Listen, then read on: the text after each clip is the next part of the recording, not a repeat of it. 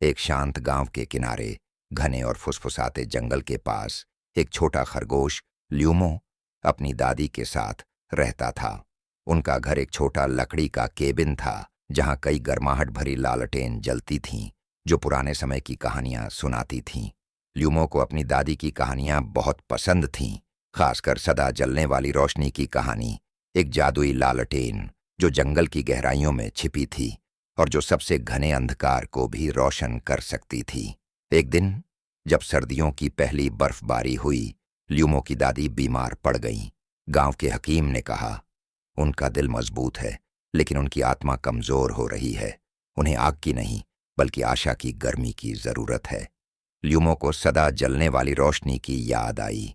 अगर वह इसे ढूंढ ले तो शायद इसकी जादुई रोशनी उसकी दादी को ठीक कर सकती थी। उसने एक छोटी सी पोटली में कुछ गाजर, एक ऊनी मफलर और अपनी छोटी लालटेन रखी और जंगल की ओर निकल पड़ा। जंगल में घुसते ही ऊंचे ऊंचे पेड़ मौन खड़े थे। रास्ते में उसे एक नन्ही उल्लू मिली जो ठंड में कांप रही थी और अपना रास्ता भटक गई थी।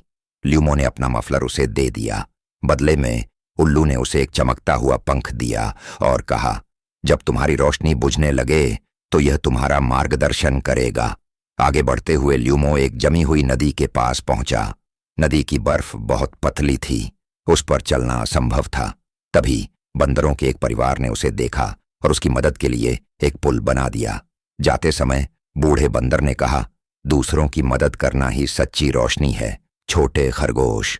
आखिरकार लंबी यात्रा के बाद ल्यूमो जंगल की उस जगह पहुंचा जहां प्राचीन जादुई लालटेन थी।